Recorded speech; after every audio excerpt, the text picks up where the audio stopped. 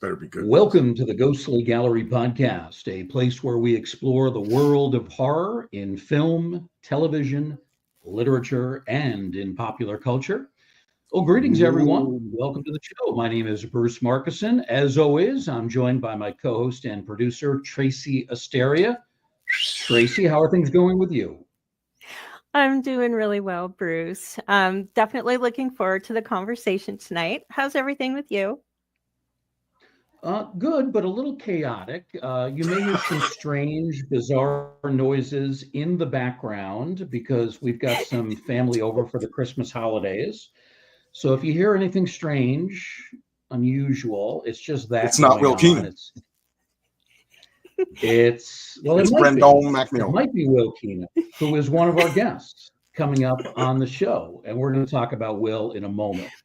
But really, the stranger noises could be coming from the background. The living room is right next to the studio, and my studio is the dining room. So that's how it's set up here at the Markison Ranch, if you will. Well, this week's guest is actor, director, producer Will Keenan. I met Will a few months ago. It was during the Sci-Fi and Horror Fest, which took place at Vernon Downs back in August. That was a lot of fun being there. I had a chance to talk to Will a bit. Will's also a writer. He's a consultant. He's even a stuntman. He has done a tremendous amount of work in cult and underground films, including work for Troma Entertainmeannt. We're very glad that we could have Will Keenan join us. Will, welcome to the Ghostly Gallery. How are you doing? It's great to be here, Bruce, Tracy, and please everyone meet my friend Brendon MacNeal. Very, very excited because I know nothing about horror movies, to be honest. I've starred in a few, but have not been able to watch them since I was like very young. I'm just not into them. The images stay with me. I can't sleep. So he's like, interesting. He's like, great. What are we going to talk about? And that's why I brought Brendon over here, because I also know nothing about baseball. And I know you're big into baseball, and Brendon's like my baseball aficionado. So, you know, to make sure it's not a boring podcast. When you were referring to the noises in the background, I thought you were talking about chaotic. No. I thought you were like, Will Keenan's already made this chaotic, because I'm known for that, you know. No, things are normal on your side of things. Very different here in Cooperstown. Oh, really? Brendon MacNeal. I'm glad, Will, that you introduced Brendon. For those watching on our YouTube, they can obviously see Brendon on the screen. You're a young actor, and you've gotten to be friends with Will. Tell us a little bit about what you've done, Brendon, and what your hopes are for the future. Absolutely. So I played baseball for most of my childhood. When I was 5 years old until about 16, maybe 17, cutting into it. I played baseball. I was a third baseman. I was a stellar fielder. And then this is a horror podcast. I understand that. Jeez, take it over. And then when I got to high school, I decided that baseball I was tired of playing. I still followed it. I definitely was always a Phillies fan, but I decided that I wanted to pursue acting more. And then I did theater all throughout high school. And then when I got to college, it was my sophomore year, because my freshman year was 2020, and everyone knows what that year was like.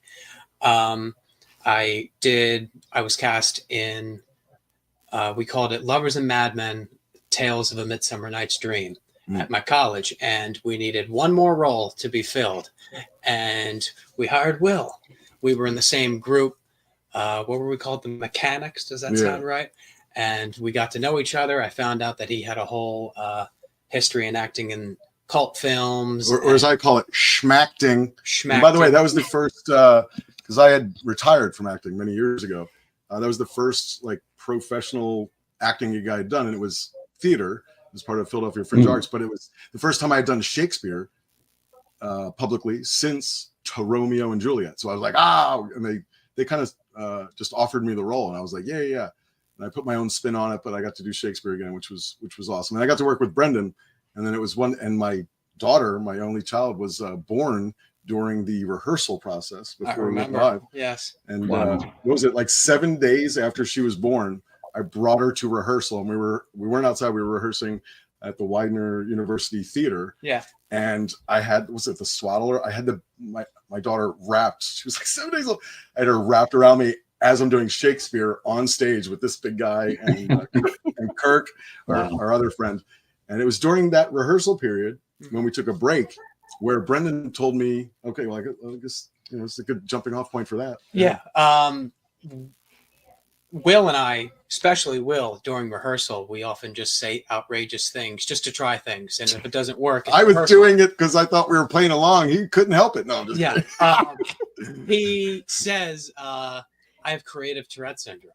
He didn't mean it in any ill intent. He just said, I got creative Tourette's. Things just come out. And I said, I actually have Tourette syndrome. That's really cool. And I was like, what? Because I have such a minor version of it at this point in my life. But I told him all about it, and we got to know each other more as we went through that rehearsal process, and then we performed over 2 weekends, actually. I would try to trigger him. He would not try to trigger me. He's a good man. But we then went on in early 2022. The play was in late 2021. I wrote and co-directed and co-starred with Will a short film called Tick Test. It's about a high schooler. I portrayed that high schooler who is part of doing a test that he needs to pass really bad, but his tics and his Tourette syndromes take over in the middle of class. Will was kind enough to play the teacher. He got us a classroom that we can film. I produced it. He did produce it. He did produce much of it. But we got that film put together. And then in May, because you told me as a fellow actor, and you'd known I'd done film, and he hadn't done any film yet.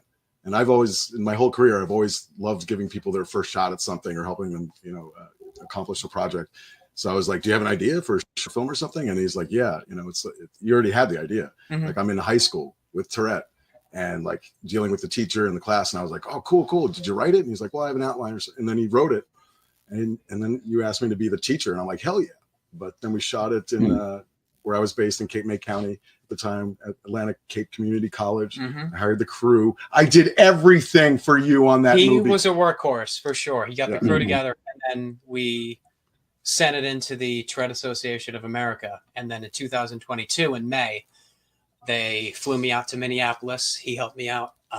We screened it at the national conference, and I was able to speak. 50th anniversary of the Tourette 50th anniversary, and I was able to speak on the panel. I had kids coming up to me, asking me all about how the film was made. Parents shaking my hand. It felt like a star, right? I did feel like a filmmaker star. It was a lot of fun. I know. And so, Brendon, you're out of school now, right? You're out of school doing this acting full time. I am pursuing it full time. Yes, I am in the midst of like finding an agent right now. I'm working closely with Will. Yeah, he came over. He's like, "Will you do my feature now?" No, he didn't say that. I'm working on building Will and I actually spoke for hours before the podcast today. We were talking more about how to build more of an online presence, how to build up your social media presence, stuff like that, getting your name out there in ways that traditionally weren't done. How to agent your agent. Just telling him all the things, all the mistakes essentially I made, so that maybe he doesn't have to make the same ones. Yeah, he's been a lot of help, and he's been a great mentor so far. And the goal is to make it to the big screen just like he did. I told you, just go show up. If they're still shooting Superman, James Gunn, who also his first movie was Troma like mine. He's if they're still shooting that, just show up on set. I'll get you in there. You'll be an extra, and then if you got that spark, kid, got that spunk, maybe they'll give you a line. Well, that's good. You're off to a good start doing some work in college. Will's helping you out, and you're continuing to pursue that. I want to talk more about what you've dealt with Tourette's, because you actually have something in common with a former Phillies player who also had Tourette's syndrome, and I do want to talk about that. I didn't a bit know later on. New to me. This is new to me. You didn't know about this. All right. I did not. Well, it's a player named Jim Eisenreich. And before we let you go today, I know that you have somewhat limited time, but I do want to bring up that subject of Jim Eisenreich because he was a very good player, and he overcame really difficult episodes with Tourette's. He was getting taunted by fans who didn't understand what was going on. But we will talk about that during the course of the show. Will, with you, let's talk about your beginnings as an actor. What first inspired you to pursue this as a career? Was it a particular moment where it just came to you, it snapped into your mind, or was the interest something that evolved over a longer period? I gotta wait till he looks up. Yeah, it started pretty early, but that's your next role. That's what you're gonna play next. Okay, so I started out as a, at least in the entertainment career, as a child model. I forget how old I'm there, like 10 years old. So I had the bug pretty early on. My mother was like, I was always doing death scenes and trying to, fool people, and I call it schmacting. So I guess why I was so perfect for Troma, but. And then, then I went through the rest of grade school and then into high school. And I became more of a, I was like president of my class in high school, a few years running, and I was getting straight A's. And at the high school I went to, Catholic high school, I went to 12 years of Catholic school, or as I like to say, I was in for 12 years. And I was preparing to go to the Air Force Academy for university, college. And I would have been the first student from that high school to ever get accepted and go there. And so I was, they were about to, it was Catholic too. They were about to commit blasphemy and do a statue of me. And kind of at the last minute, I said, I just want to see if I can get into NYU, and only if they just throw a pile of financial aid at me will I take that seriously. Something, because look, acting is life. All the world's a stage. I was like, I was doing, gags just going to the Wawa, so I was acting throughout life anyway.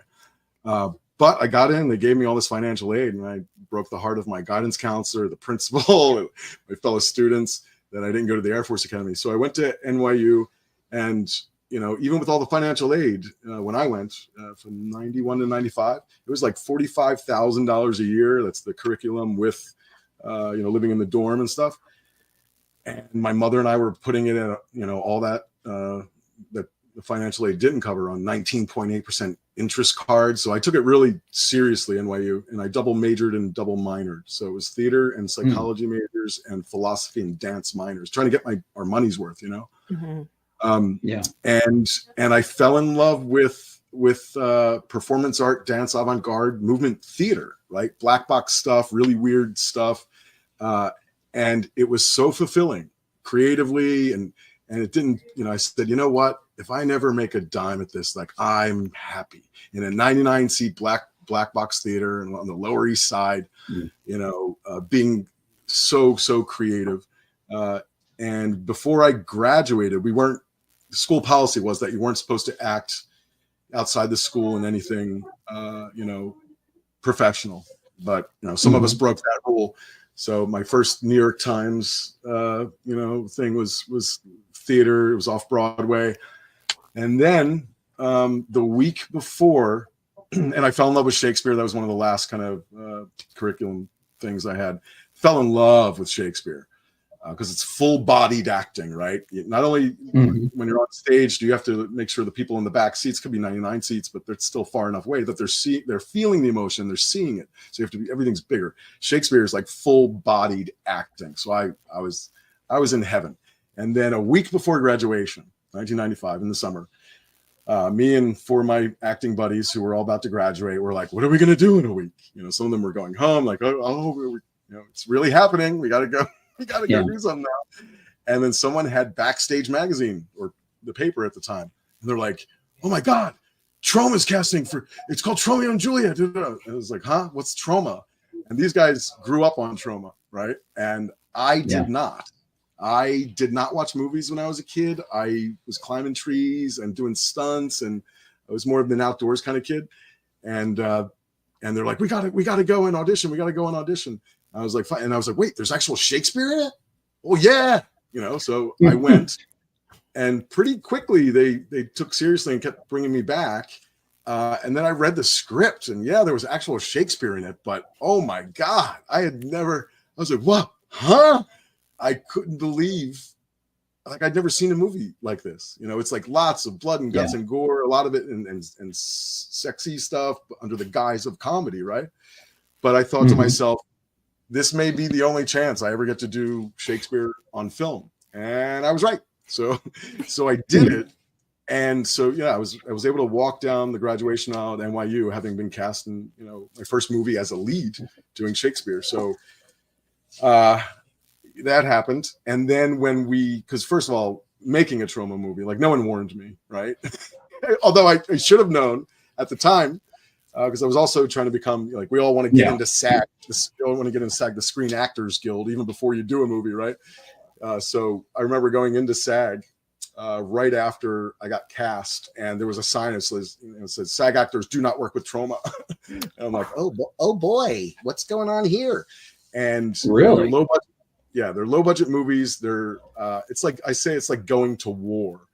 It's intense. And you know, the follow-up movie we did called Terror Firmer is kind of like, you know, self-referential about that. It's like what it's like making a Troma movie. But there's a companion documentary to that called Farts of Darkness, and it shows you what it's like making a Troma, being on a Troma movie set. Most people don't go back for a second serving. I did, because when I did Tromeo, and I was immediately thrust into this like kind of cult movie scene, which I didn't even know existed, to be honest.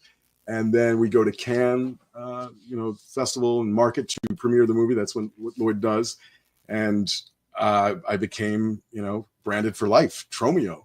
But when I saw the movie for the first time, I was aghast, because I was a stage actor, and it's very different from film acting, where the all-seeing eye of the camera catches everything, right? And I'm here going, no, and which is different from TV acting, which is all close-ups pretty much, right? Which is now different from YouTube acting. So they're different mediums. And so I caught the film bug then. And I was like, I need to crack this film thing. I got to get there, because I look like a Troma monster. I see some of the faces I make. I'm like, oh my God, why didn't someone just tell me? And it was James Gunn. James Gunn would say, Will, just, pretty much you're trying too hard. Like, you got it. Just be natural, confident with it. But I was so in my head, about it. It was like, here I am, like, okay, we might as well start breaking out some more pictures. Here I am. Where is it? Oh, wait. Well, here I am. It's for the ladies.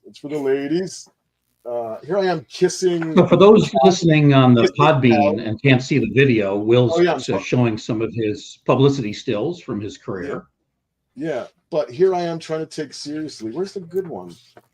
This is a picture of me kissing Juliet, who turned into a cow by this point. Have you guys seen that movie, by the way?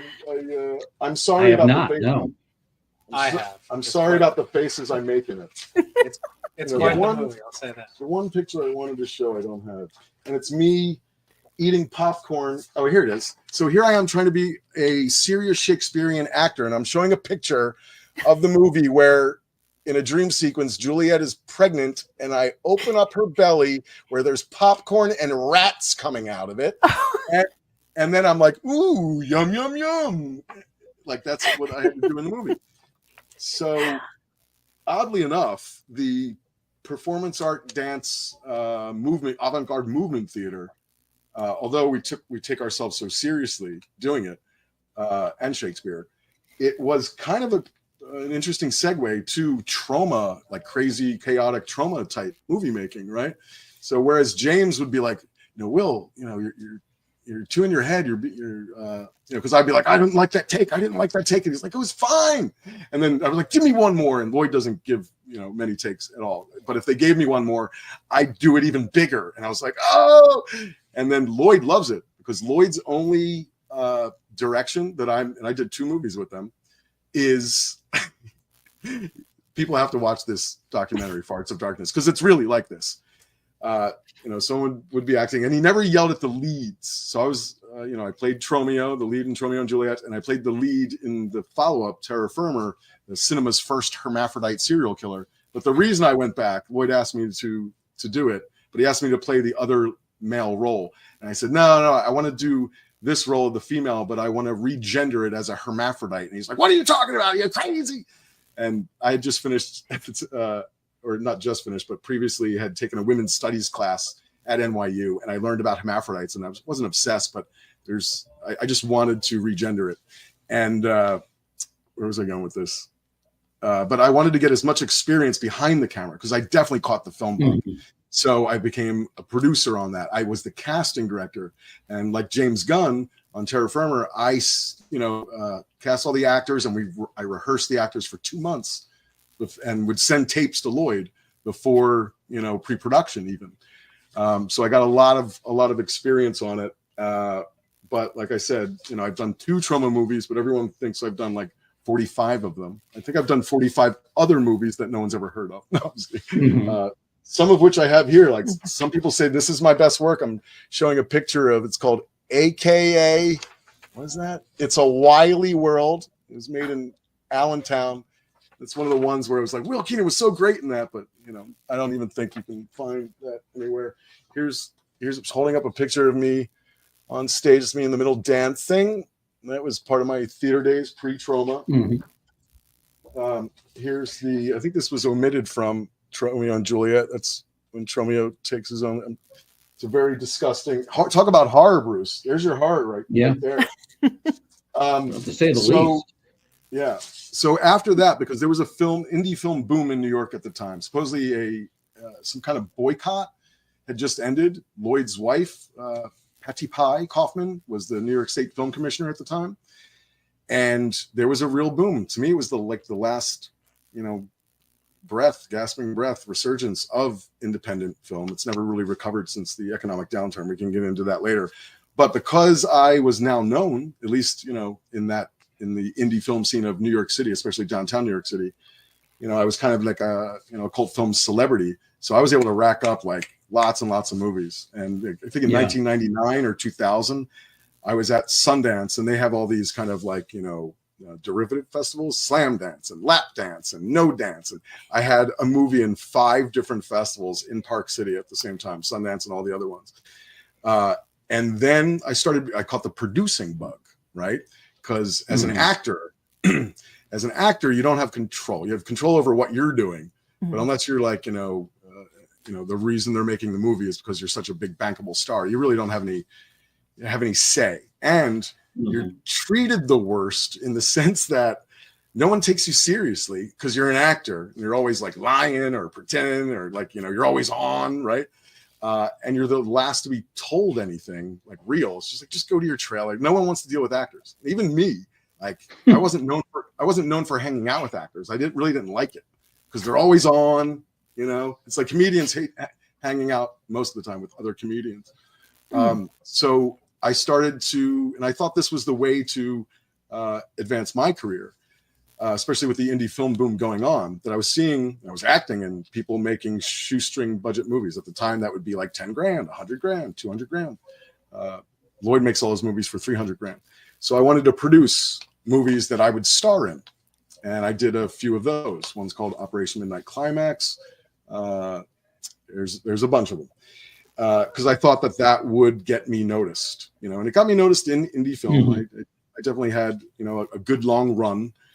But right when I felt like I was finally kind of, paying my dues as a producer, the economic downturn happened, right? So I was getting my movies financed by Wall Street guys throwing in 25, 50 grand. They never expected it back. They just wanted to meet the actresses at our parties. And that all ended. So there was like, and indie film as a whole, like the hedge funds, everyone was like out. Foreign pre-sales, everyone was out of the biz. It took a real hit. I don't think it's ever recovered, and it's done really bad now. And rather than, this is around 2006, 2007, 8, rather than go to digital, which I really knew was going to be the future. YouTube had just started, and already you could see people gaining a lot of subscribers. They didn't have the monetization, the partner program yet, but I knew that was the future. However, I was known as a indie film producer and as an actor and creative.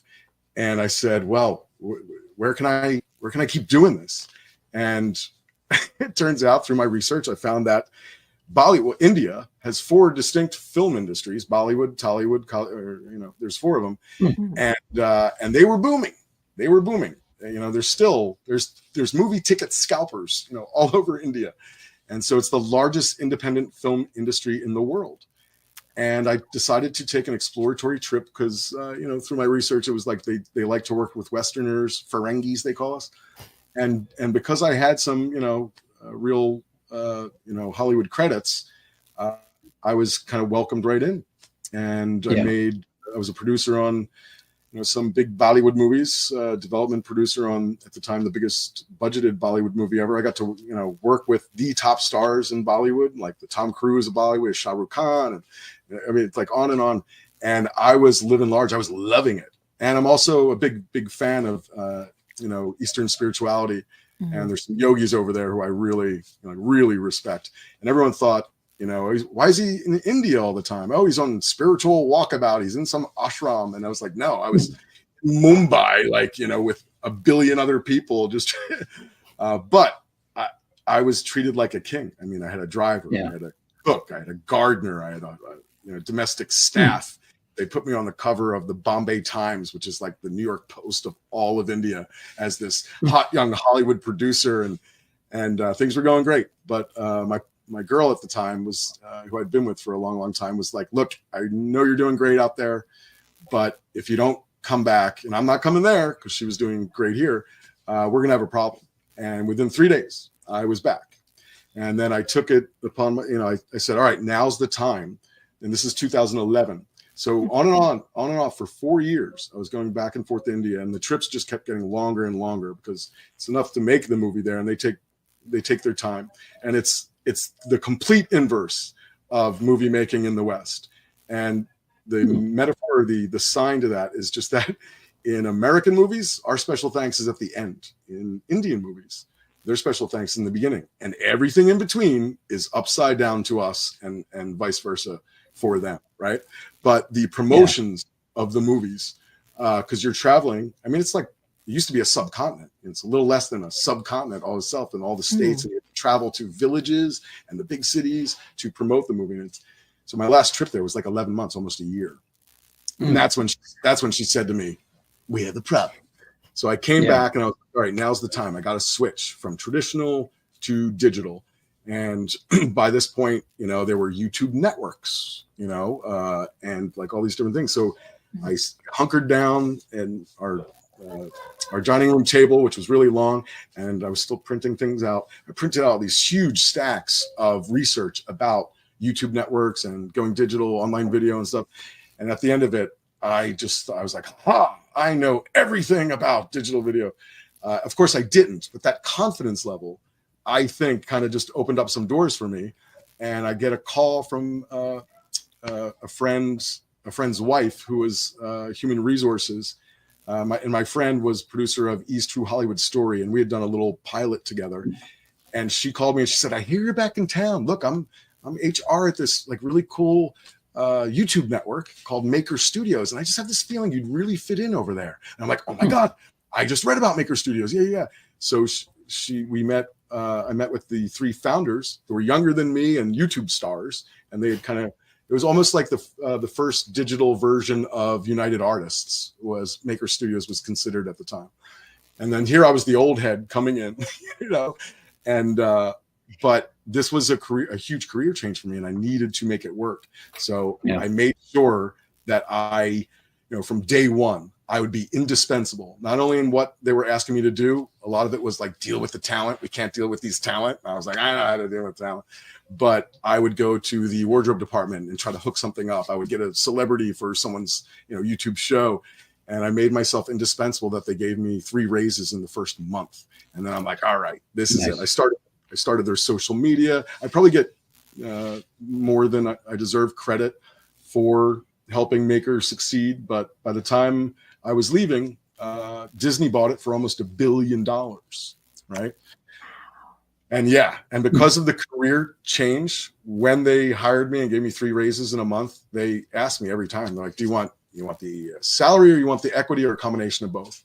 And because of who I was with at the time, and indie film producing is like going out of pocket $75,000, and then in a year and a half or 2 years later, you get $90,000. You know what I mean? That's how it was working for me. Mm-hmm. So the money was the important thing. I was like, just give me as much salary as possible. Just give me as much salary. So everyone else, even the person who got hired 4 months before they sold, made millions of dollars on that deal. I would not be sitting here talking to anybody. I wouldn't. This guy, I would be. I don't blame you. I would be far off. No one would ever hear for me again. Will, I want to go back to the movie you mentioned, Terra Firma from 1999. For those who haven't seen Oh it, yeah, it has something to do with horror. Sorry. It's a really wild movie. It's hard to explain for those who haven't seen it, but it gave you an opportunity to work with an actress who's had a very nice career, Debbie Rochon. Saint Debs. And you two have been in a number of films, I think, before and since. Talk a little bit about working with someone like Debbie, who's regarded as one of the leading scream queens of cult movies. I know, and then to work with her, and she taught me a lot, especially on Tromeo, our first movie together. But to work with her with that stature that you just mentioned, and then to realize, early on that she's one of the coolest people I've ever met in my entire life. Someone who, and I don't know if you know her backstory, growing up the way she did, and then doing all these crazy movies, like, Warren Beatty preying on her, like she's lived a life, and to still be one of the most solid, awesome people that I've ever met. And I've met lots of people. She's amazing. And so, we hit it off early on. She taught me, there's two people who taught me how to cry on camera. Debbie was the first. And she has a technique that, the crying scene in Tromeo and Terra Firma is thanks to that. And then Sally Field was the second who taught me how to cry. Different technique, both work. So Debbie and I don't think we had we did not have a scene together in Tromeo, but in Terra Firma, Lloyd wanted her for this one role. And I was like, of course. We knew Debbie was going to have if not, she killed that role. She was so funny in that role that I think it's she's done like hundreds and hundreds of movies, and I've probably seen less than 5% of them. Right. The other thing you learn in the business is that some of the people you do something, you do a project with them, and you both are always working all the time. You never get to see each other's movies, right? Even if you're at the festival, a film festival at the same time. Because instead of seeing their movie, you're trying to get people, you're handing out flyers to get people to see your movie. So it's that kind of thing. And to be friends and not know someone's work, it's almost shows an even stronger bond in a way, But so we've always stayed in touch. She was incredible on Terra Firma. I still laugh. And she did my radio show. I had a radio show a few years ago on Cape May Radio. Really? It was streamed worldwide. She was one of my guests. Yeah, it did well. It was well, I guess, what do you guys call it? Listeners. And then Howard Stern talked about it, and that I was a good interviewer on his show on Sirius. And then this really crazy thing happened to me a little over a year ago. Not a little over, almost a year and a half ago, where I was assaulted for wearing a mask by a violent anti-masker, and they came up behind me with a ligature. Talk about horror, Bruce, and strangled me. Yeah. And they were almost, the police at the time who were doing the investigation said it was attempted murder by strangulation. But anyway, what happened was that the pressure from being strangled blew off my left retina. Oh my gosh. And the technical, the report said left eye blindness due to large retinal detachment. And the right eye weakened. So I'm on my, I think there'll be 4. I had 3 operations on my left eye just to keep the retina on. And then the right eye was just, I forget what the process is called, but they shot 300 laser balls into my right eye. Very painful, just to keep that one on. The irony being that I was probably, it looked like I was the only person in all of Cape May County for about 3 years wearing a mask, because I choose to believe that it was protecting my young daughter, who had, caught her first bout of COVID at 11 months old. And, and I've stayed up to date with all the science and stuff. And I don't want to get into a whole, masking became politicized, all that kind of stuff. Some people think COVID was a hoax or But I did that because I noticed the difference in my daughter when she caught it the first time. And, the scientific data now suggests that, they weren't lying to us. They were wrong. It does affect kids. And in fact, each infection, increases, your potential for heart attacks, for diabetes, for stroke, like for all these things. And it's really hard on kids. The more you get infected, you're raising the potential for getting long COVID, which can be lifelong disabilities. So anyway, I wore a mask all the time, and I got just used to it. It's South Jersey, right? So you go into a Wawa, and people are like, "Hey, faggot, wearing a mask," and I was like, "Oh, brush it off." But this one guy was just he just came up and strangled me. And during this whole thing, Debbie Rochon stepped in and helped you out, right? Well, yeah, exactly. So I was running a nonprofit organization at the time where we helped a lot of people, gave emergency shelter to like 250 people, and gave out lots of music equipment, computer equipment to families in need down there, and kids especially. And I named the organization after my mother, who had passed in 2016. They called her the Mother Teresa of nursing in Camden, and at the Women's Care Center, she was an OBGYN, a baby nurse. So I bought it, and with my savings from being a top digital entertainment executive, I bought a historic church in Cape May County that was about to go into disrepair. And blasphemy, I renamed it St. Babs. And so, yeah, I'm known as a giver, and I'm not much of an asker or a taker, but it happened at a time where, wow, Debbie just stepped in, created this GoFundMe for me, and I really needed the money at the time. And she just intuitively knew this, intuitively knew that I wasn't going to do it myself. And she did ask me permission. And I was like, okay. And then all of a sudden, within hours, there's a story on Newsweek about it saying that, Julian Lennon and James Gunn and heads of studios have donated to this thing. And within 20 hours, I made like $15,000. And then another article in Newsweek, and then The Independent in the UK. And I became known as this, this masking guy, just as the debate about masks, started to end and it was popping up again. Right. And the whole irony of it being let me ask you this. How is your eyesight now? How are you able to see? I'm still technically blind in my left eye, right?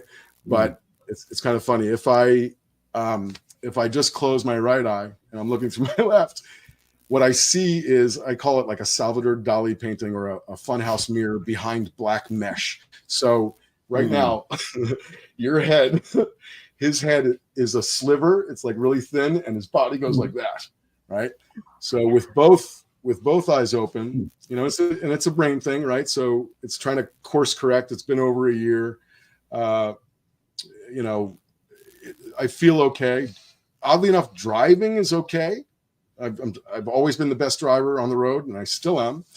But parking is horrible, because once I'm stopped, it's the depth part. So I'll be at a Wawa in the stanchion. I'm like, oh, I'm right there. I don't want to hit it. I'm right there. And I get out of the car. I'm 6 feet away, and the tail of my car's hanging out in the parking lot. It takes me 2 or 3 times longer to text, to type, to put keys in the door. So it's definitely slowed a lot of things down, But I'll tell you right now, I call her Saint Debs now, because her doing that not only saved me and my daughter, at the time, because the money was really, really needed, but to have a friend like that step up, and not care pretty much what you're saying. She's like, look, I'm doing this. You're all right with it, right? I'm doing it. And I was like, okay. And it being a success the way it was, I don't know if I would have, I don't want to, obviously it worked out the way it did. It's still been very, very hard. But, I don't know, it would have been really, really bad had Debbie not stepped up, but the irony being that I was wearing a mask to protect my daughter, because she was a toddler. She's 3 years old. She has the superhero gene like me. She can, I used to get hit by cars and jump off buildings, do all my own stunts. And she's climbing walls already. And I was trying to protect her, but now I'm disabled, and I can't, I go to these indoor gyms with her, and I can't do it. I'm already an old dad, so if any, they were trying to, get the guy for attempted murder by strangulation.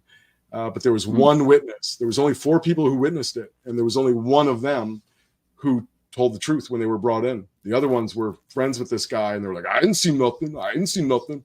So they dropped the case. And I'm not out for money really, although I do, if anyone should be compensated, I feel like it should be my daughter, because now she's growing up with a disabled father who might try to catch her from a fall, but be a few inches off and she hits the ground, right? It hasn't happened, thank God. But so I feel like, but unfortunately, and I just did a little research because my father's wife is retired, but she was a big time lawyer, different discipline in Philadelphia. And she set me up with the top, lawyer for this kind of thing. And because it's not like an easy case, like normally they would go for, it was inside a dwelling. It would be the insurance company that would just pay out, something like that. But I guess their policies are that if it's intentional, they don't pay out. So, and this guy has no assets in his name, so no lawyer wants it. And I was like, really? You can't? Yeah, nothing. And they're like, no, I mean, you can still get something, but he doesn't have any assets in his name. And like, maybe you'll get an award of like $250 a month for 50 years. I'm like, I'm fine with that. I'll be gone and give it to my daughter. But no lawyer wants that. They want if they're going to do that work, they want that payout. Right. So we'll see. I know Tracy's got a bunch of questions that she wants to ask you, but I want to just squeeze in one quick one before we turn it over to Tracy for a little bit. Talk about working for someone like Lloyd Kaufman, who's such an iconic figure in filmmaking. What's his style, his approach during a movie? Give us a sense of that, if you would. I don't know if I could do Farts of Darkness justice, the companion to, because and his books, it's like, oh my God, there are stories. I will say this. Anyone who works with Lloyd, it is like, one of the reasons he'll hire, and his producers will hire someone to be a key department head, like in the art department or something, who's never done it before, but showing an interest, is because one, to go through a Troma movie as a key department head, you are an expert at that when the Troma movie's over. But also, anyone who's already done the job is not going to do it on a Troma movie because it's hell. It's war. Lloyd has said, I think he said it publicly. He hasn't told me and other people. The first thing he wants to do when he shows up to set when you're shooting is make the first person he sees cry, because it sends a shockwave throughout the set that Lloyd's there and everyone better be on their toes. Like, whoa. It's the kind of like directing by intimidation in a way. And I never got to say it. His only direction for actors, but not the leads. And look, the PA could be like, come on, we forgot to cast this role. It's the pizza guy coming on 2 lines. Blah, blah, blah. So then we'll put a PA in, or it could be, one of the executive producers' daughters, but Lloyd will scream and yell at them. And he only wants to take, it's a low budget movie. He wants to get it in one take. He doesn't want to keep shooting, someone who only had 2 lines in the movie, except unless they're his daughters, where he'll give 200 takes to them back in the day. No, they're Charlotte and Elizabeth, they're awesome.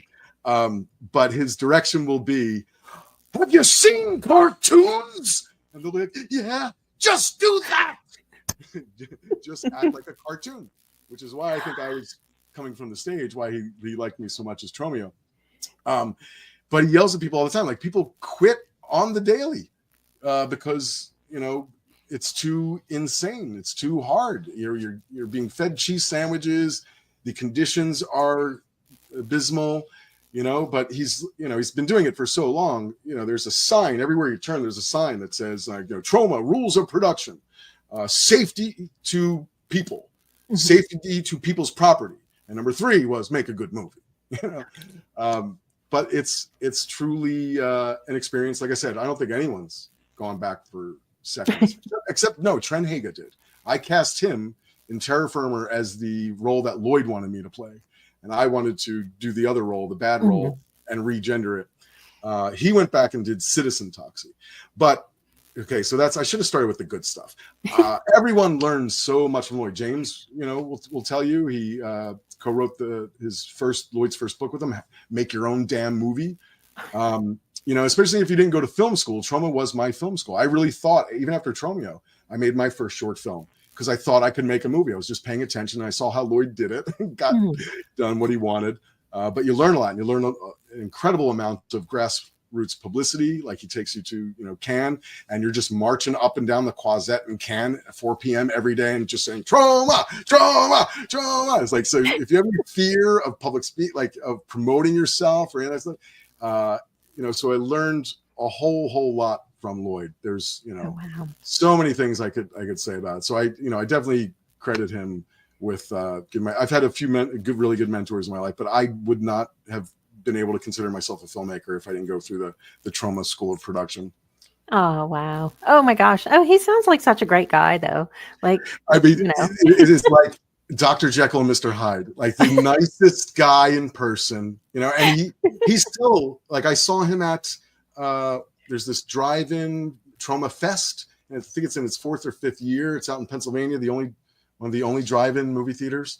Oh, wow. And so this year, I was asked, like, not by Lloyd, like someone like, oh, it's happening again. Will, you going to go? I'm like, no, because I've been, Lloyd would, in the 90s, after we made Tromeo and then Terra Firma, I went to Cannes with them. I went to some of these conventions, Comic-Con and stuff, and it just wasn't my scene, man. Like the horror conventions, it just, I don't know. I didn't like it. It wasn't my scene. And to be honest, back then, this is like pre-internet. Well, kind of penetration of the internet.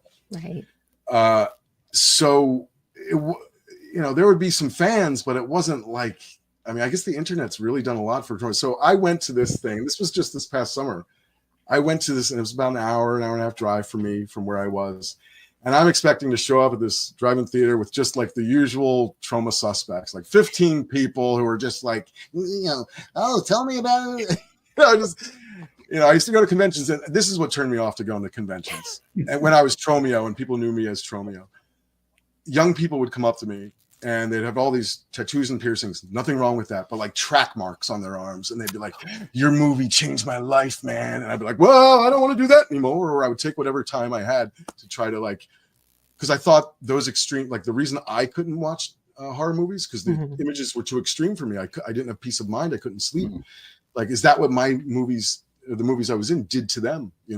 So I kind of got turned off to it. In fact, I kind of quit acting because having started out the way I did, I still get offers to play those kinds of roles as leads, anti-heroes in these kinds of movies. But I just didn't feel right about it. And then I was living in an ashram in California at the time in like 2003 to 2011. And I was having a real moral quandary, with it, because it was, I was trying to produce indie movies. It was going well until the economic downturn. The only money I was being offered was to play these effed up characters. And I didn't feel right about it. And I was talking to one of the monks there, and I was like, what do I do about this? And he's like, there was an actor back in the like 40s who was one of the greatest villains, and he had the same problem. And he came to, the monk before, the yogi before me, and he asked about it. And it's a spiritual thing, but it made it okay for me to do it. And he said that, better that someone like you, who does have a heart, who's playing these roles, because that energy emits from the screen, essentially, or if they meet you in person, after that.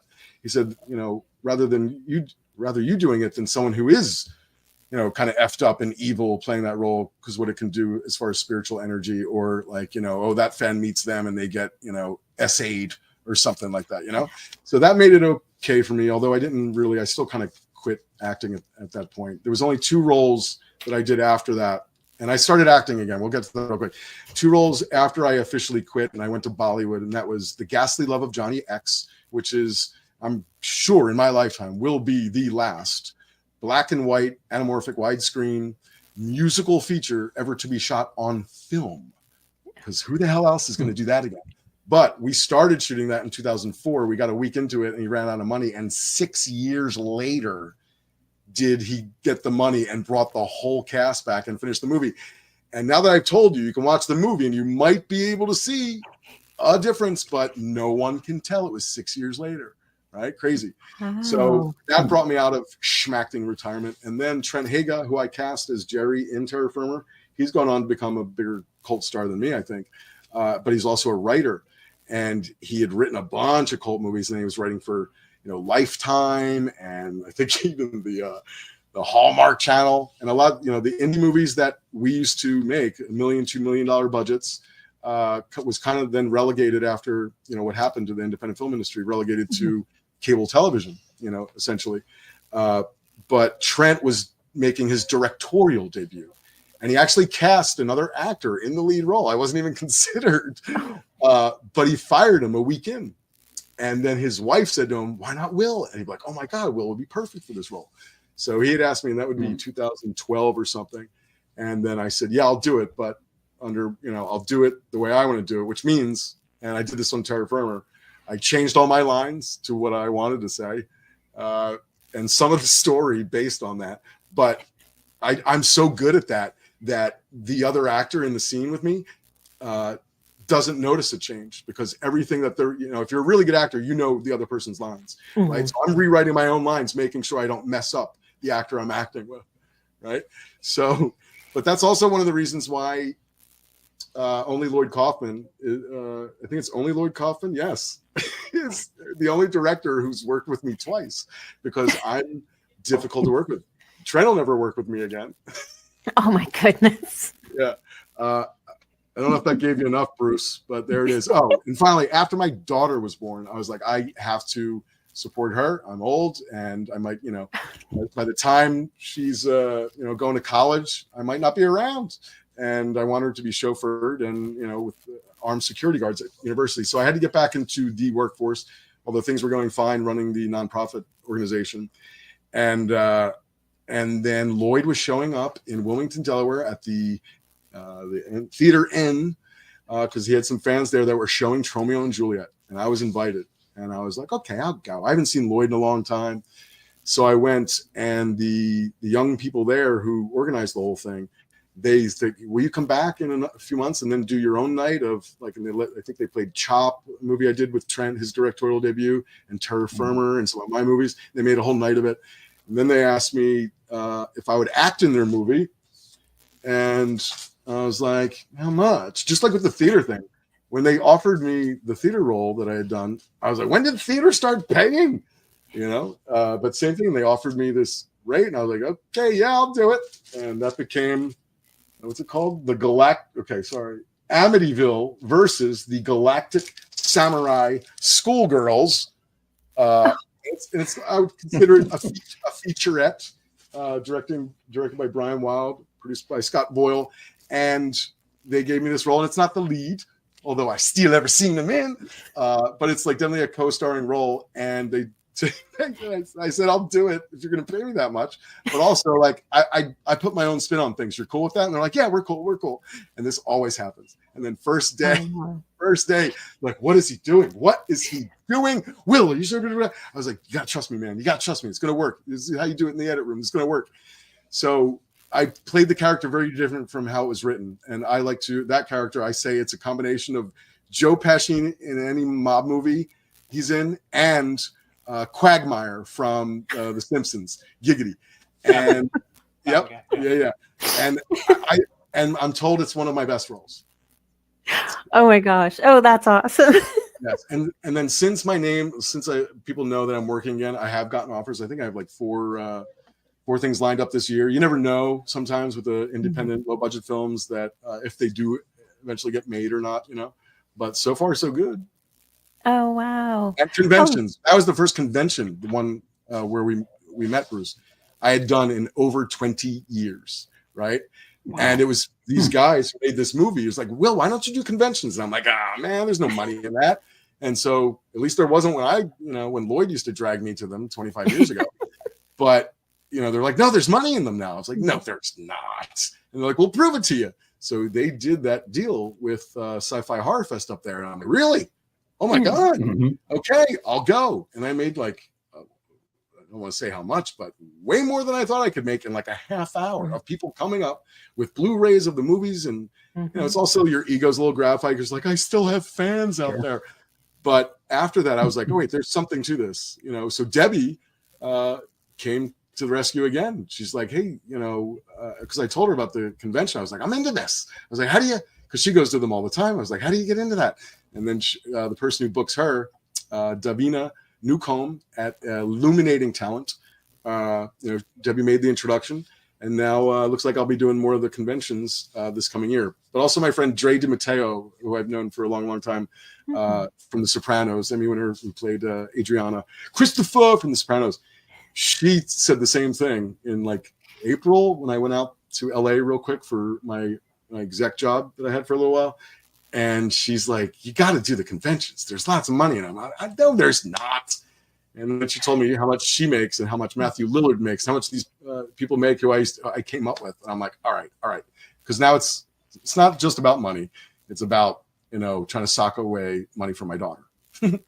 Yeah. Conventions have actually taken on such a unique twist since 2020, right? Like after 2020. Oh, 2020. Like right after 2020.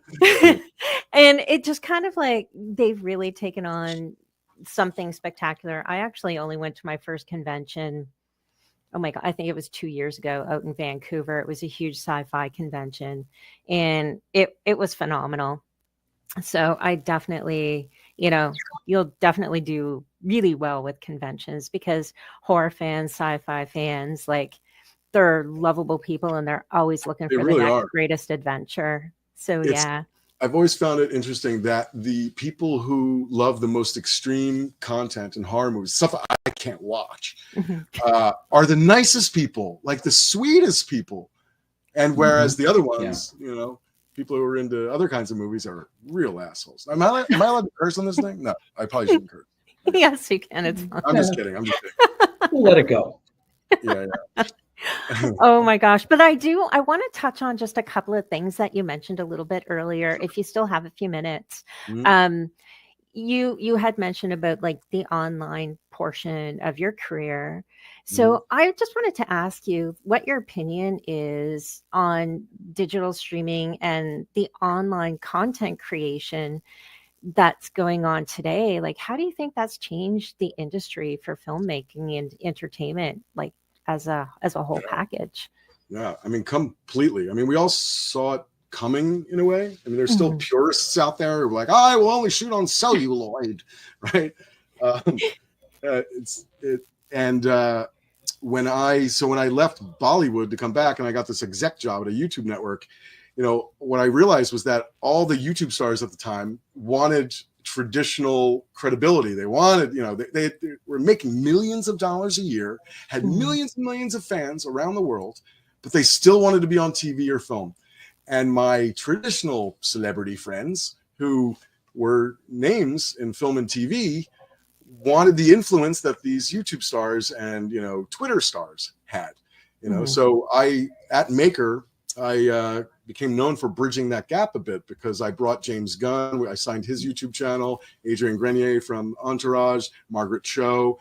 I was part of the Snoop Dogg thing. So it was the first time traditional celebrities or actors and such were really embracing YouTube. Like Courtney Love did her first web series when I was at president of Endemol Beyond's North American digital division. And then really trying to, with my experience, as an actor and a producer in traditional media, indie film and so forth, I was able to help a lot of these, I guess they call them influencers now, YouTube stars, kind of navigate Hollywood in, because it's like the agencies were it's like any industry when it's being forced to change, it's like oil. Like it'll be the last drop, before that industry changes their behavior, right? But in Hollywood, whenever there's a new format, new medium, they resist. But then when they can't resist anymore, they take over. And that's the agencies, right? So then they all started, during this era, they all started their digital division departments. And you've seen a lot of, there's Shawn Mendes, there's been lots of people, Justin Bieber, who came up through, digital media or digital stars and were able to. But now it's all like, it's a multi-platform universe. It's like, and be, to me, it's like be platform agnostic. It's just like, I just want to make this movie, feature length film, and lock people in a room and force my emotions on them. I'm like, well, I'm not producing that. Okay. You got problems that only a therapist can help with. But if you really, if you're intense there, and even before the internet, and people would want me to produce their movie, act in their movie, help, package their movie or whatever, help sell their movie. but especially in the early stages, I would try to talk people out of it, not because I wanted to kill their dreams, but I wanted to keep asking questions and challenge them to find out why they really wanted to do it. And if, and again, this is me judging, which I don't like to do, but if I thought that they're, why they wanted to do it was like just to lock people in a room and force their emotions on them, then I was like, maybe, make that a YouTube video first. Why raise $4 million for that? You know what I mean? I used to say, it's not the film that fails most of the time, it's the budget that fails. You spend too much on that. Give me any script right now, and I can tell you what to make it for to at least make 1 red cent back. And that was the thing with indie film, like just keep making, I just need to make another movie. And then it gets into festivals, but if it doesn't, it actually hurts your career because if you really want to get it to the big times, if you've made, I made 12 independent films as a writer director, but if none of them made money, if your last few weren't at least a critical success and made 1 red cent, then the gatekeepers in Hollywood are kind of like, no, we can't risk on this guy. He's not, or girl, they're not bankable. And when I, was doing that with digital, there was a point where it's just like, everyone poo-pooed YouTube stars or, 15 million fans, whatever, but now, there's not I'm sure a casting director on the planet. And and people tell me this, just like human resources in corporate world, like, resume looks great. Their last gig was awesome, but look at their social media and let's just make sure there's no, and then people are not getting based on what they post on their social media because they don't look professional or whatever, right? But nowadays it's like casting directors and some people producers, if they can't get, because look, at any given point in time, there's only 5 actors in America who are bankable stars, who can get your movie financed through foreign pre-sales because they're attached to your movie, right? At any given time, there's like 5. Like I could have Ben Affleck right now in my $2 million independent movie, but I promise you, I'm not going to immediately get my $2 million or $4 million, in between then and there. That's now happening with influencers. Like they're a good enough actor, but man, wouldn't it be great to have those 5 million people like waiting for the movie, So there's a lot of convergence going on. If your real intent is to get your work out there to the most number of people, then you have to be cool with like, hey, you want it to be a feature film, but Hulu says that it can be just a 3-part series, or you start. But if you really just want to cut your teeth, and because you can gain fans, it's like that an economist came up with this theory, which I swear by, 1,000 true fans, right?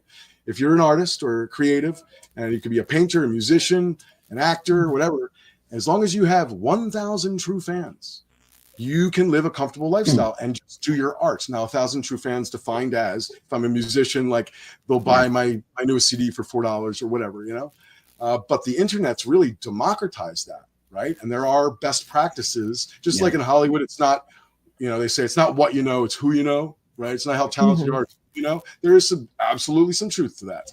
And in digital, I'd say it's not. Will, I want to come back to you in a moment, but I do want to get one more on this. Just a little bit more. It's not what you upload; it's the strategy with which you upload. All right, take it away, Brendon. Yeah. So, Brendon, I know you have to leave in a couple of minutes. So, I wanted to follow up on the player I talked about earlier. Jim Eisenreich was an outfielder who played for the Royals and the Phillies. He had a lot of problems with his Tourette syndrome. The treatments weren't working.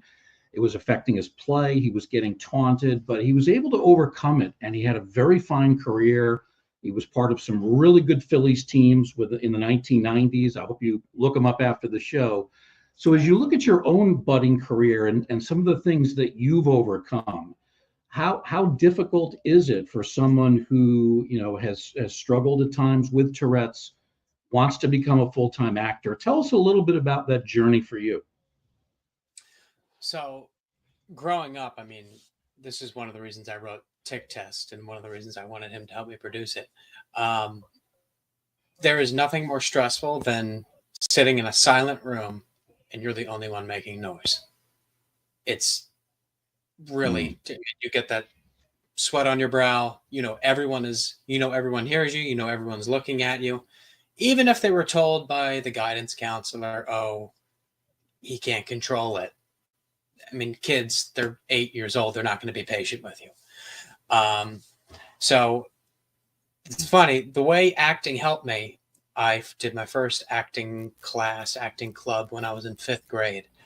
My tics were bad, but I went in and I figured if I hate it and I can't get through it, I'll leave. The class costs like $10 a week. I go in and I don't like it, I leave. So one of the things that really helped, when you're an actor, you're not yourself. And I'm never going to preach to people, don't be yourself. You want to stick true to who you are and stuff like that. But when I was acting, I wasn't Brendon, and therefore I didn't have Tourette's anymore. I didn't have my problems. I didn't have, it was a different world I was in. Mm-hmm.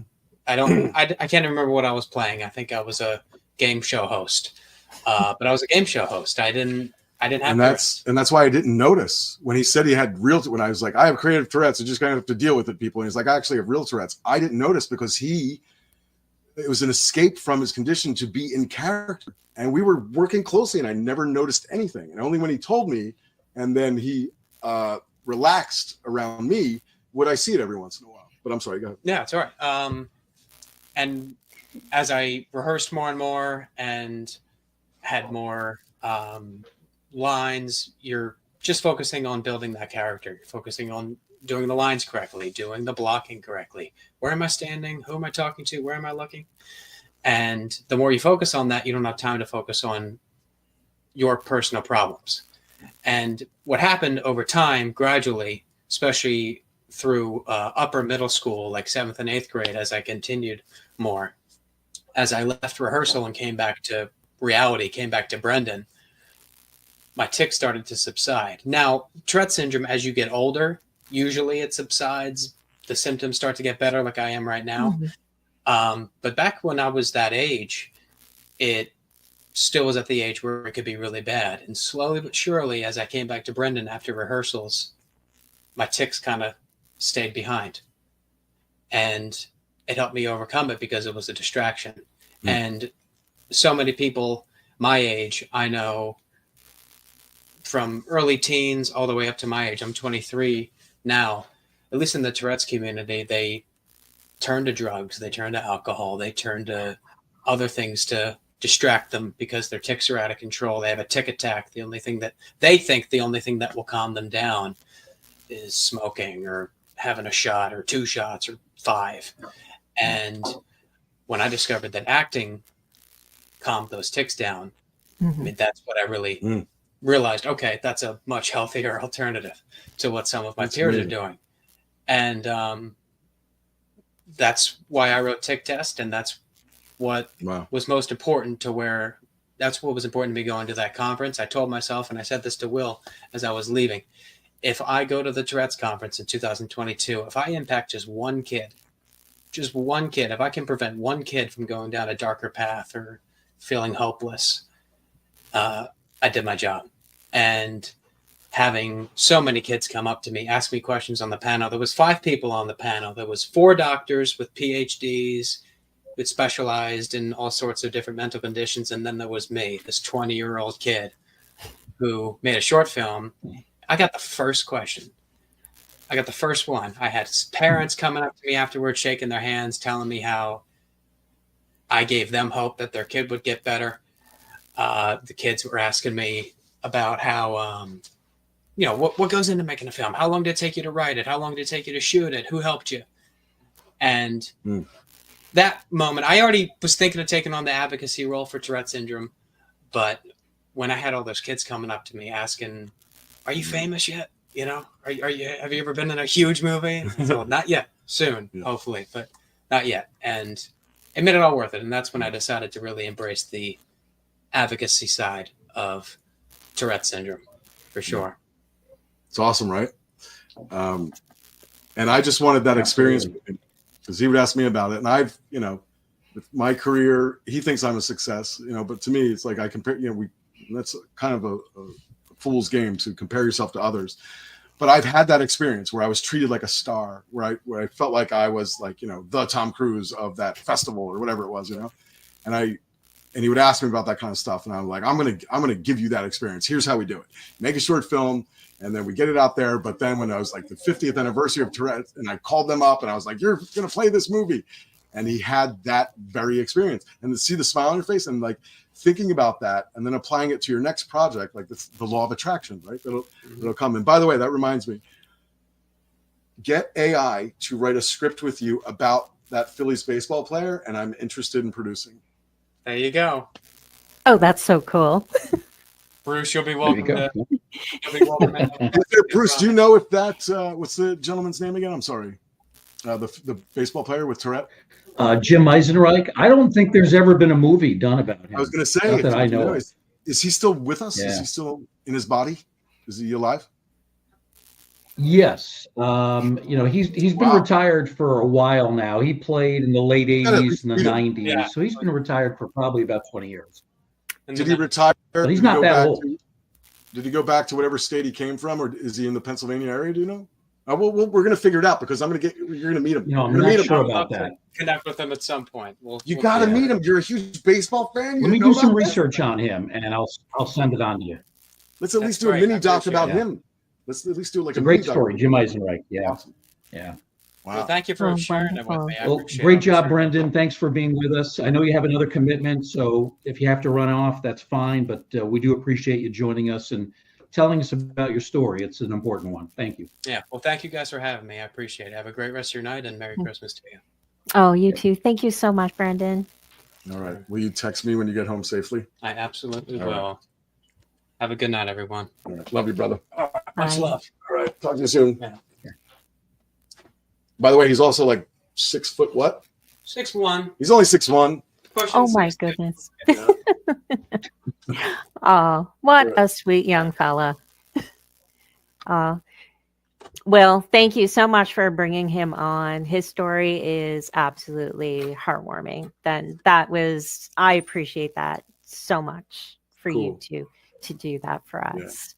Yeah. That happens a lot. Sometimes most of the time it works, but I am one of those people who don't ask permission, ask forgiveness later, because my intuition is like, no, this can work out, But when today was the only day, we hadn't seen each other in over a year and a half. It was the only day and around the only time, but he came early, so we could talk and stuff. And then I was like, yeah, you might as well be here for it, because you get the experience of being on a podcast, so forth. So thanks for allowing that. And you guys are obviously pros. It didn't really throw you off at all.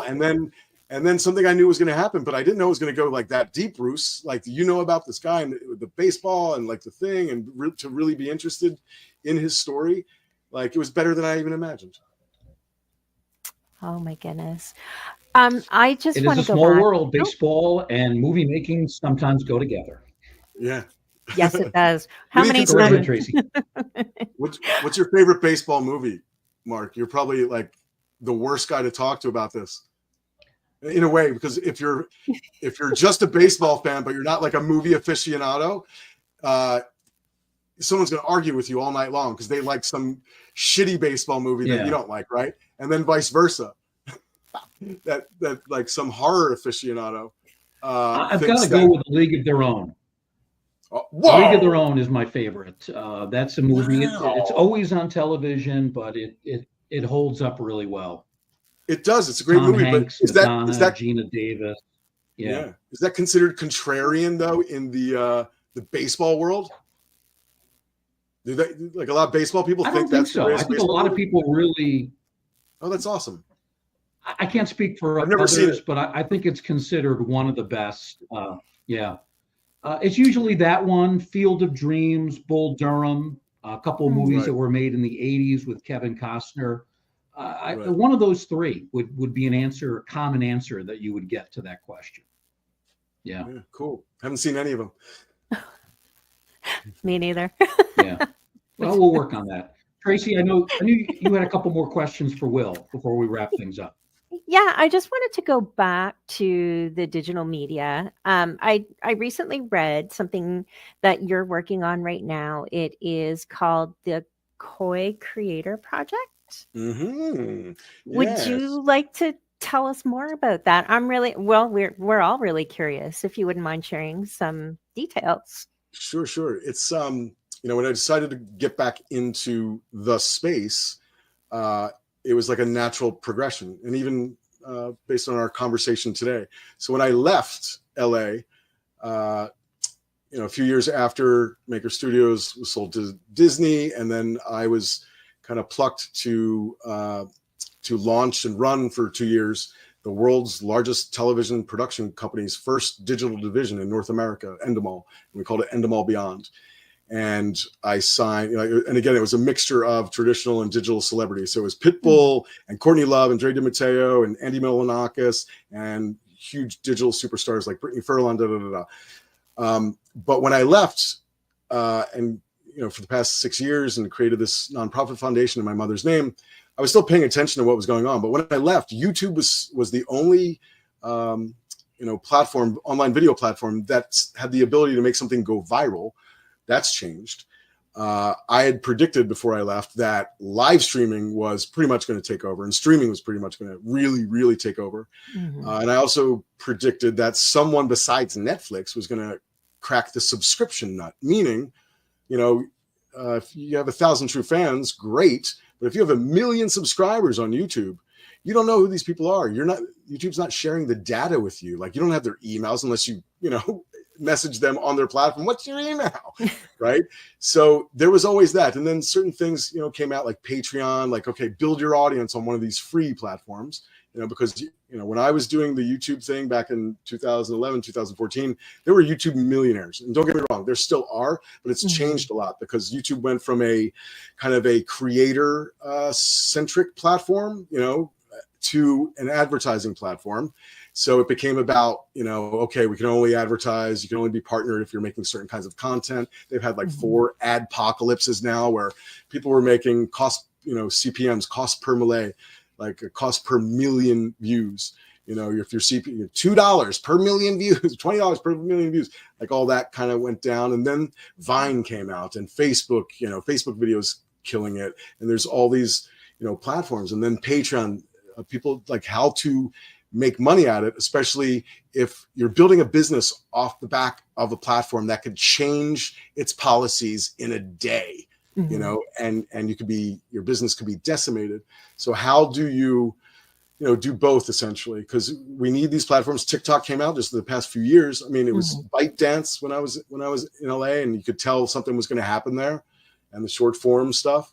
But I look at them all kind of as like, you can make money on them if you gain enough fans on Instagram. Like, you'll get brand deals, you'll get, everyone has their own subscription now. Pay $4.95 a month and you get content first before other people do. But none of them share data with you, so you don't own your audience, right? Build up an email list. They can throttle you. You're on their platform. They can throttle you and ban you, and you talk about. You say the R word or S, you know what I mean? Like, the algorithm can work against you. So when I was, on sabbatical, I thought to myself, why isn't anyone, because you're also like OnlyFans obviously is killing it as far as like people making money, right? But we know the connotation to that. But with all those platforms, you could be a top, creator, known influencer, but when you're on OnlyFans, when you're on Patreon, when you're on Fanfics, when you're on passes. So these are all creator, because it's now called the creator economy or the subscription economy.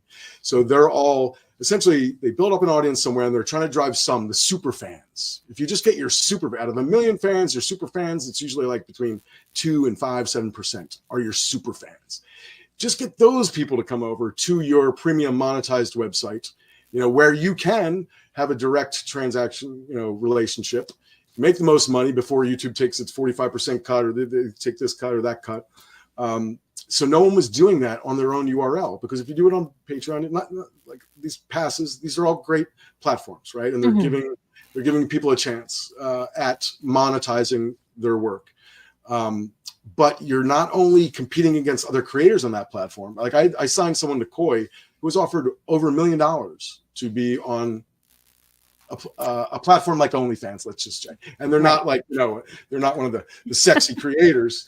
But they said no, and they signed with Koi, with me, for like almost no money. Now we're giving the lion's share, like 85% of any revenue to them, we're immediately sharing the data. Like as freemium subscribers, come in, they can download who these people are, their emails, their, whatever information we get, they get. It's on your own URL. It's not koi.com/KingBatch, koi.com/somebody, right? So it's on your own URL, and Koi's just essentially the secret sauce tech team behind the scenes. So we're essentially creating businesses. It's like a creator-led business generator, because we are doing, like, we're building our, creating the entities for them. They have to fill out the know your customer form. They have to, take all that kind of stuff seriously, but, so that was one of the things that I was thinking of. I was like, why hasn't anyone done this yet? So when I put the word out that I wanted to get back into it, immediately told, I had 5 people on my list. I was like, I'm going to tell them I'm getting back into it. Maybe they can find somebody. It was the first person on my list. Had someone call me within like 2 hours, and it was exactly what I had been thinking of, So I was like, all right, let's do that. And it's just like we used to call them MCNs, multi-channel networks, like when Maker Studios and Full Screen, the heady kind of Wild West days of the MCN space is what's going on right now with the creator economy, subscription economy space. And, where's it all going to lead? To the next platform that disrupts everything. And, but I think owning your audience, owning your own brand, obviously you have to use, it's like the old, I got discovered in a dime drugs, what's it called? The drugstore in California. Like, these are the discovery engines, right? So, and there's best practices to them, so that if just like, if I was happy with making no money as a weird actor in a black box theater many years ago, if someone just wants to create, the tools are there. Now, if they really want to make money at it, the tools are there. But, what I noticed back in the day, and still even to this day, is that keep doing it. It's your passion. It's your side project. It makes you happy. Even if, if it makes you happy, even if you don't make any money, keep doing it if it's making you happy. But, they partnered you and you made $2,000 this month for the first time. Maybe that's time to double down, and take it seriously as a career. So I know a bunch of people who finally got to that point, and they're like, all right, I'm quitting my job, or all right, I'm leaving school. And they pulled it off. They did it, So everyone gets their 15 minutes of fame, or can get their 15 minutes of fame. I don't know if that answers anything, what you were wondering about, or like if you wanted me to get specific, I can get specific. Yeah, no, I think that's a really awesome overview. Maybe should people email like a certain email address, or is there a web link that could? I'm easy to find online. On all socials, I'm easy to find. It's just my name, Will Keenan. On Facebook, it's the one with the blue check, and I got that a long time ago. Okay, people, all right? They gave it to me. It was like 15 years ago. So I guess Facebook's the only real social platform where I'm considered a celebrity. I'm easy to find online, but will@stbabs.org or keenan.assistant@gmail. But I'm finally launching my very own website. I think it launches next week, maybe even in tandem with the release of the show, willkeenan.com. And that is exactly where you can get signed slicks from movies, from Troma, from Terra Firma, from Will 10 years old when he was a child model. You can do one-on-ones. That's the other thing that's great about Koi. It takes the best of all the other subscription platforms, right? So Cameo, right? Some people are on Cameo, where it's like people pay you to make a video for them, to sing happy birthday to your mother or whatever. Koi has that feature. Koi has the premium subscription feature where they see the content first before it goes, it's like the first distribution window before it goes anywhere else. Or I have friends who are big celebrities, and everyone's always trying to hit them, slide into their DMs on all these social platforms, so Koi makes it so that, especially if you tell people, look, this is the only place where I'm going to actually, engage with fans in the private chats, through Koi, and you can monetize those. We're just about to launch paid live streaming. So you can go live like on other platforms, and you can just give it out for free on your own website, powered by Koi. Or it's like you're already a premium subscriber for whatever it is a month. Okay, yeah, you don't have to pay for the live stream. It could be a la carte, pay to unlock. All right, there's this one picture or video that, I really think I should, I spent a lot of money on this video. So you put it out there and it's pay to unlock, so you see it in the website feed. And, if you want to charge a little more money for that, you can do that. And there's an awesome, really awesome feature where, look, I still have fans out there. I have some fans that are just interested in Terra Firma, and they come up with all my lines in Terra Firma and I don't even remember them. Something about pickles or something, right? So if there is something that I have, like, oh God, not every one of my subscribers is going to like this picture. Only those pickle people are going to like this picture. So I can go into my chat and just offer it to those people, through this, way above my head technology that Koi provides. Oh, wow. Oh, what an interesting concept. And I really like the idea that you work with the creator. So I think that's huge. It's definitely something that is needed for sure. Oh, yeah. I mean, everyone says they're creator first, but not when, like, your CEO is the one on the cover of magazines and you're more a star than the creators are on your platform, and the brand that you created is the real star. So that's why, I think we're truly the only truly creator first. We give the best splits. We protect them. They're not going to get hacked. They're not going to get throttled, and there's 9 different ways to make money. Some people just, in our feature, some people just like doing the personalized video requests. We can't call them cameos. Some people just like the direct message chatting with people. It's just like, this person wants me to respond to them. It's going to, it's almost like, almost like people at conventions, fans, they come up and they're paying. I couldn't believe what the other celebrities were charging at this thing. And I felt bad. So I raised my price. I was like, okay, $5 the selfie. And they're like, no, don't do that. It's $45 to sell. I was like, what? So mine were a little lower, but it was making money. But then these people would say, oh, like, here's, show me a picture of their house. And it's just all memorabilia. And they're like, yeah, I almost couldn't pay my electric bill this month. And I'm like, oh God, I feel bad about this. Same thing happens online, right? People are going into debt because they just want to keep talking. And there's a loneliness epidemic going. But, so I would remind people, let's be good people about it. Let's be moral, but it's okay to not have, to not be someone else's, corporate slave, and the tools are there that you should at least give it a try.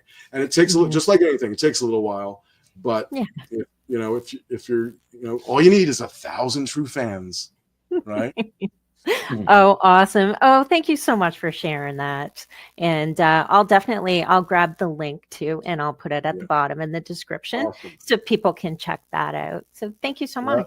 That's one. You can get a signed version of me and my daughter. Oh, Winnie and Will Keenan, otherwise known as Alwyn and her Abba. And all my old classic movies that people can't find anymore will be available on my website. Our guest has. Oh, nice. Yeah. I'm not done, Bruce. No, I'm playing. I am done. I've got that picture, by the way. You gave me one of those photos, which I appreciate. Would you like a signed one of these? Actor, director, and producer Will Keenan. Yeah, that I don't have. We'll have to negotiate on that one. But we appreciate Will Keenan joining us. He has a new website coming out as well. It's willkeenan.com. Will, thank you very much for being with us, and I hope you'll stay in touch with us as well, and also keep your friend Brendon in touch with us too. Thanks for both joining us. I think we're going to come up and visit you. Thank you for having us, and thanks for putting up with me. Absolutely. And, anytime. God bless. It's been a lot of fun. Thanks, Will Keenan. My thanks to Tracy Asteria, all of our listeners and viewers as well, for joining us in this Museum of the Macabre. And we hope you'll be with us next time, right here in the Ghostly Gallery.